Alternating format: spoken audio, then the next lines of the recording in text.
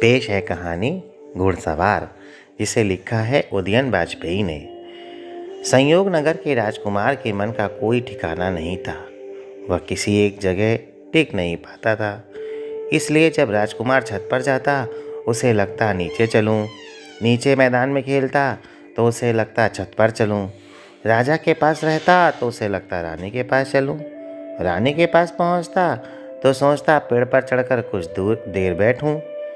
वह दौड़ लगा रहा होता तो उसे लगता कि धीरे धीरे चलूं, धीरे धीरे चलता तो उसे लगता सरोवर में जाकर तैराऊं। वह पूरा दिन राजा के पास से रानी, रानी के पास से पेड़, पेड़ से सरोवर आते जाते बिता देता। उसका मन किसी जगह भी नहीं टिकता। उससे सभी परेशान होते रहते, पर इससे भी मुश्किल बात यह थी कि वो खुद से परेशान था। दिन भर यहाँ से वहाँ, वहाँ से यहाँ भागते भागते वो थक जाता। थक कर चूर होकर जब वो सोता उसे रात भर जंगलों, पहाड़ों और नदियों के सपने दिखते रहते।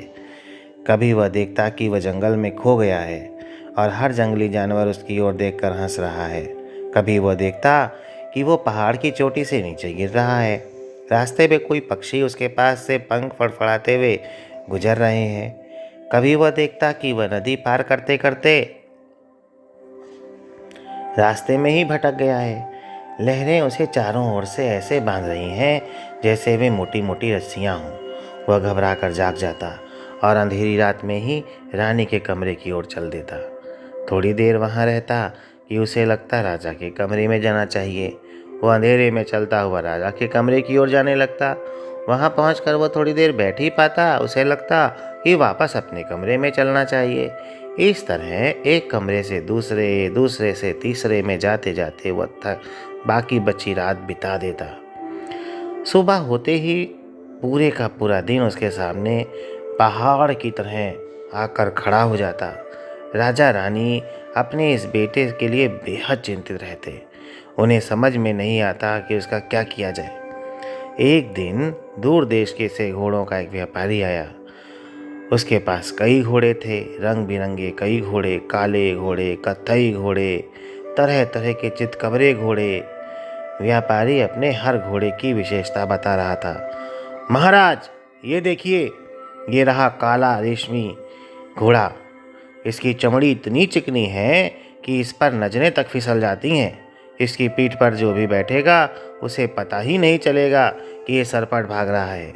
ये घुड़सवार को अपनी पीठ पर इतना सावधानी से बिठाए रखता है जैसे माँ बच्चे को गोद में बैठाए हो।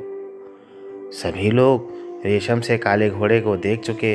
वह दूसरे घोड़े पर हाथ फेरता और बोला, महाराज देखिए, ये रहा चितकबरा घोड़ा। कैसे मजबूत पुट्ठे हैं इसके। यह तो एक ही छलांग में बड़ी से बड़ी खाई पार कर जाए और जरा सी लगाम खींचने पर ऐसे रुक जाए मानो कभी दौड़ा ही ना हो। जब सभी लोग आकर्षक चितकबरे घोड़े को देख चुके, वह एक और घोड़े के पास जाकर बोला, महाराज देखिए, ये रहा चमकीले मटके सा कत्थई घोड़ा। कैसी लोच है इसके शरीर में।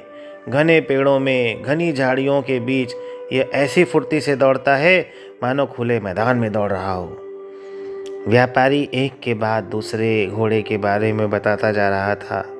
महल के अहाते में खड़े लोग ध्यान से उसे सुनते, फिर आश्चर्य से एक एक घोड़े को देखने लगते। इन सब घोड़ों से कुछ दूरी पर एक सफ़ेद घोड़ा खड़ा था। वो बाकी घोड़ों से लंबा था और बिल्कुल शांत भी। राजा की निगाह उसी घोड़े पर गई। वह अपनी जगह पर चुपचाप खड़ा था। बीच बीच में लंबी सी पूंछ उसकी पीठ पर बैठी मक्खियों को बुहार देती थी। उसकी आंखें नीचे झुकी थीं। बड़ी सी पलकों पर सफ़ेद बाल यूं झिलमिला रहे थे मानो उस पर रुई के रेशे बिखेरे हों। राजा ने घोड़ों के व्यापारी से पूछा, इस घोड़े के बारे में आप कुछ क्यों नहीं बताते। वह बोला, महाराज क्या कहूँ, इसे बेचने का साहस मुझ में नहीं है। राजा को व्यापारी की बात बहुत अजीब लगी, पर साथ ही उत्सुकता भी बढ़ गई।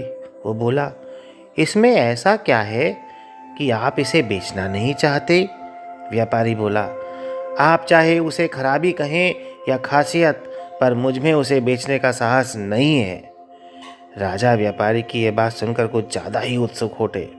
वह जोर देकर बोला, आप बताएं तो सही कि इस सफ़ेद घोड़े में ऐसी क्या बात है कि आप इसे बेचना नहीं चाहते। घोड़ों का व्यापारी राजा के बिल्कुल करीब जाकर खड़ा हो गया और फिर कुछ सोचकर उसके लगभग कान में बोला, महाराज, ये घोड़ा आवाज से भी ज्यादा तेज दौड़ता है। आवाज से भी ज्यादा तेज? राजा के बगल उसी वक्त आकर खड़े हुए राजकुमार के मुंह से निकल गया, आवाज से भी ज्यादा तेज? घोड़ों के व्यापारी ने मुस्कुराकर उसकी ओर देखा और उसकी बात दोहराते हुए कहा, हाँ, आवाज से भी ज्यादा तेज।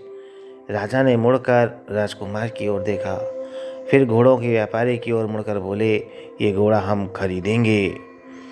राजकुमार ने आगे बढ़कर आवाज से भी तेज दौड़ने वाले सफ़ेद घोड़े की लगाम थाम ली। वह घुड़साल ले जाने की जगह धीरे धीरे पैदल ही सरोवर की ओर ले चला। जब घोड़ा पानी पी चुका, राजकुमार उछलकर उसकी पीठ पर सवार हो गया। घोड़ा क्षण भर में हवा से बातें करने लगा। पलक झपकते ही वह नगर के पीछे छोड़ घने जंगल में जा पहुंचा। वे जैसे ही ऊंचे ऊंचे पेड़ों के बीच पहुंचे, वह धीरे धीरे दौड़ने लगा। वहां चारों ओर से तरह तरह की आवाज़ें आकर मानो महीन जाल बुन रही थीं, जो राजकुमार को हर ओर से घेर रहा था। वह घोड़े से उतरकर पेड़ों की छाया में टहलने लगा। तरह तरह की आवाज़ों को पहचानने की कोशिश करते करते उसे नींद आने लगी। वो वहीं गिरे पत्तों पर सो गया। इतनी गहरी नींद उसे जीवन में पहली बार आई थी। उस दिन के बाद से राजकुमार हर रोज आवाज़ से भी तेज दौड़ने वाले सफ़ेद घोड़े पर सवार होकर घने जंगलों और ऊंचे ऊंचे पहाड़ों पर घूमने निकल जाता। नदियों के किनारे भटकता रहता। उसे लगता कि ये वे ही जंगल हैं जो उसे सपनों में दिखते थे, ये वे ही पहाड़ हैं जो उसने सपनों में देखे थे, ये वे ही नदियां हैं। लेकिन अपने घोड़े पर सरपट भागते हुए उसे इन जंगलों, पहाड़ों और नदियों से जरा भी डर नहीं लगता था, बल्कि उसे यहाँ आकर ऐसा लगता मानो यही उसका घर है। वह तेज भागते घोड़े को कभी किन्हीं ऊंचे पेड़ों के नीचे रोक देता और वहाँ से टेढ़ी मेढ़ी शाखों पर भागती दौड़ती गिलहरियों को देखता रहता। सूखे पत्तों के नीचे सांपों की सरसराहट सुनता रहता। कभी वह घोड़े को नदी के पास छोड़ नदी के किनारे पानी में छप छप करता रहता।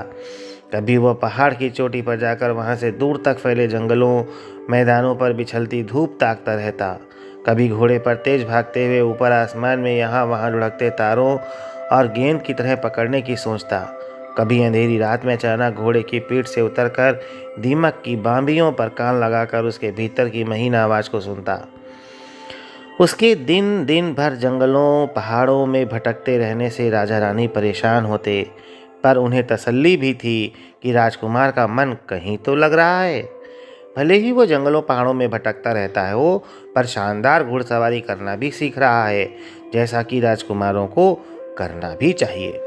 वह रोज़ सुबह अपने सफ़ेद घोड़े पर सवार हो महल के बाहर निकल जाता और रात गए सितारों के बीच वापस लौटता। उसके हजारों रंग रूप के कीड़े मकोड़े, पशु पक्षियों, पेड़ पौधों, मछलियों, घड़ियालों को देखा और सुना। वह तरह तरह की रंग बिरंगी बीर बहुटियों को हथेली में देखकर देर देर तक अपने छोटे छोटे पैरों की छुअन को महसूस करता रहता। लाल चींटियों की टेढ़ी मेढ़ी कतारों को पेड़ों के तनों पर जाता हुआ देखता रहता। कई बार वह किसी घने पेड़ के नीचे झुकी डाली के पत्तों पर बीच जाकर सो जाता। उसका घोड़ा वहीं कहीं खा पी कर आंखें बंद किए खड़ा रहता। किसी चिड़िया की चींची से उसकी नींद टूटती। वह घोड़े पर सवार हो आवाज से भी तेज भागने लगता। घोड़ा सचमुच आवाज से भी तेज दौड़ता था। ऐसा भी हुआ कि राजकुमार जंगल में बहुत ज़्यादा देर तक रुक गया। तब राजा ने उसे ढूंढने घुड़सवार सैनिक भेजे। जब वे उसे पुकार रहे होते, राजकुमार उनकी पुकार का जोर से चीख कर जवाब देता, लेकिन इससे पहले कि उसकी आवाज़ उसे ढूंढने वालों तक पहुंच जाए, वो खुद पहुंच जाता और उसकी आवाज़ मानो उसका पीछा करती हुई बाद में पहुंचती। एक बार वो जंगलों में कई दिनों तक भटकता रहा। रानी परेशान हो गई। दुखी होकर उसने राजकुमार को पूरी ताकत से पुकारा, राजकुमार।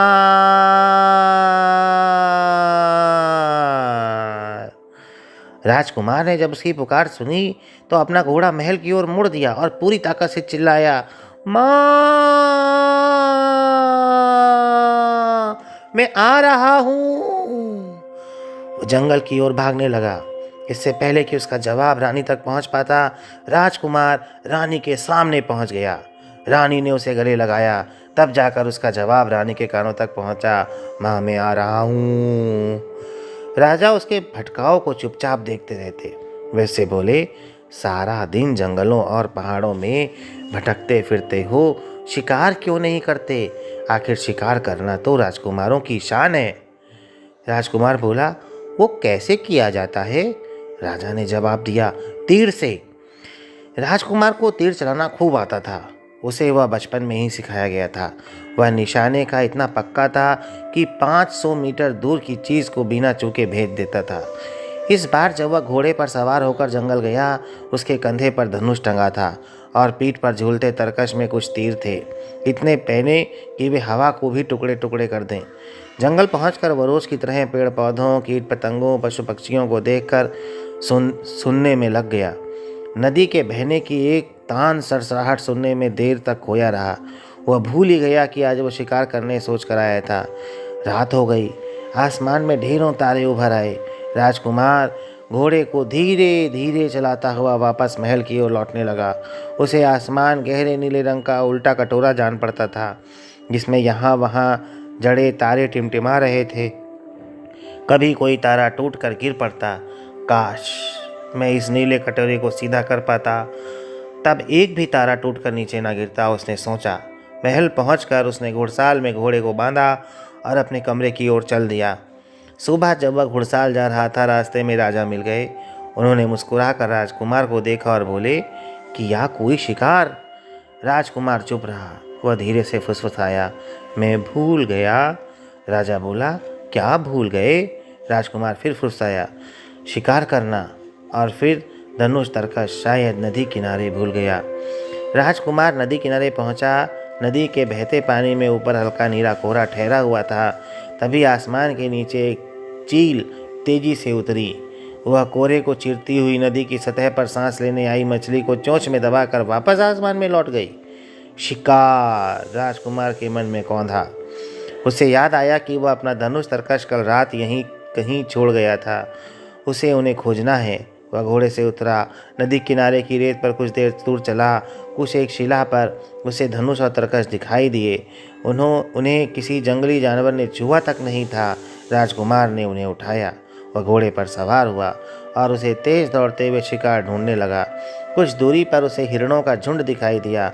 यह रहा शिकार, उसने सोचा, और बिना कुछ विचार किए एक हिरण पर निशाना लगाकर घोड़े पर बैठे बैठे ही तीर चला दिया।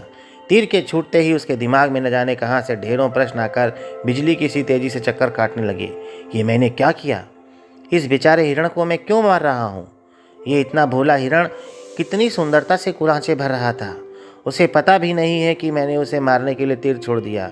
मैं आखिर इसे क्यों मार रहा हूँ?